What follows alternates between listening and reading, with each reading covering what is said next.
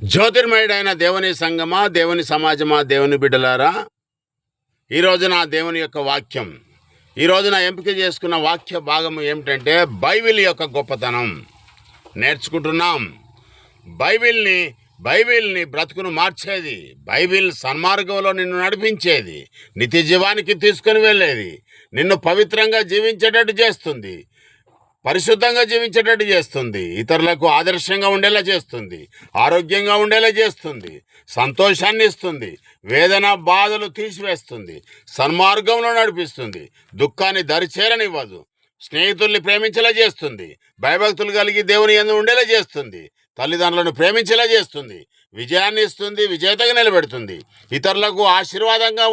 ఉండేలా నిన్ను ప్రేరేపిస్తుంది, దేవుని దీవెనలు పొందేలా చేస్తుంది, పరలోక రాజ్యం చేరేలా చేస్తుంది. చదివి గ్రహించి అనుసరించి జీవిస్తే అది నీకు నిత్య